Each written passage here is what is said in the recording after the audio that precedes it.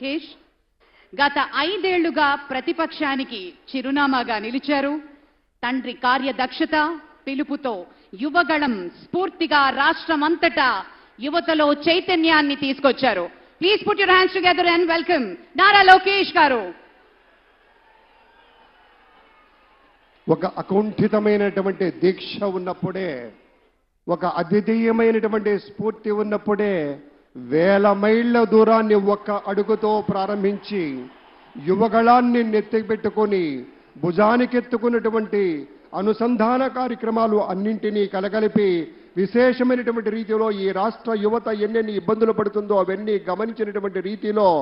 పొరుగు రాష్ట్రాన్ని చూసి మనమంతా ముక్కున వేలేసుకోవలసినటువంటి పరిస్థితి వస్తున్నటువంటి సందర్భాన్ని దృష్టిలోకి తెచ్చుకున్నటువంటి యువ నాయకుడు శ్రీ లోకేష్ బాబు ఒక ప్రేమమూర్తిగా ఇవాళ ప్రత్యేకమైనటువంటి ఆత్మీయ బంధంతో తండ్రి గారు శ్రీ నారా చంద్రబాబు నాయుడు గారి నుంచి పుణికి పుచ్చుకున్నటువంటి సంస్కార భావాలతోటి అత్యంత వినయంతో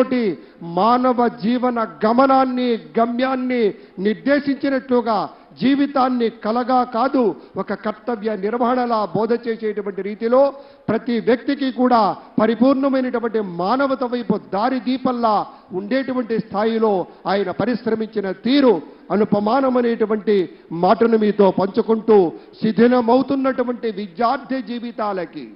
మళ్ళీ చెప్తాను, శిథిలమవుతున్నటువంటి విద్యార్థి జీవితాలకి కొత్త ప్రభుత్వాలు ఏం చెయ్యాలో శ్రీ నారా చంద్రబాబు నాయుడు గారికి తెలుసు కాబట్టే ఇవాళ ఈ ఎడమ వైపున ఇంతమంది సారథుల్ని తన సైన్యంలో ప్రముఖమైనటువంటి స్థానాల్లోకి తీసుకుంటూ అపారమైనటువంటి కార్యదీక్షతోటి అత్యున్నతమైనటువంటి ఆశయాలతోటి ప్రజా రక్షణకు అంకితమైనటువంటి నూతన ముఖ్యమంత్రిగా పటిష్టమైనటువంటి ప్రణాళికల్ని సమున్నతమైనటువంటి రీతిలో విశేష స్థాయిలో మార్గదర్శకమైనటువంటి స్థాయిలో తీసుకుపోయే శ్రీ నారా చంద్రబాబు నాయుడు గారికి వారి యొక్క ప్రమాణ స్వీకారోత్సవం వేళ తరలి వచ్చిన దేశం నలుగు చెరువులకు నుంచి విచ్చేసినటువంటి ఆయా నేతలకు, వివిధ రంగాల ప్రతినిధులకు, పెద్దలకు, ఇతర దేశాల ప్రతినిధులకు అందరికీ పేరు పేరున స్వాగతం చెప్తూ తెలుగు వారి యొక్క ఘనకీర్తి ఎంతో ఎన్టీ రామారావు గారు ఆ రోజుల్లోనే చెప్పారు. పంచకట్టుటలోన ప్రపంచాన మునగాడు, కండువాలేనిదే గడప దాటని వాడు, పంచభక్ష్యాలు తన కంచాన వడ్డించ గోంగూర కోసమై లొట్టలేసేవాడు, ఎవడయ్య ఎవడు వాడు, ఇంకెవడు తెలుగువాడు అని చెప్పినటువంటి నాటి పద్యాన్ని తీసుకొని స్ఫూర్తిగా మన తెలుగు జాతి యొక్క ప్రాభవ వైభవాలకి దీటుగా ఇవాళ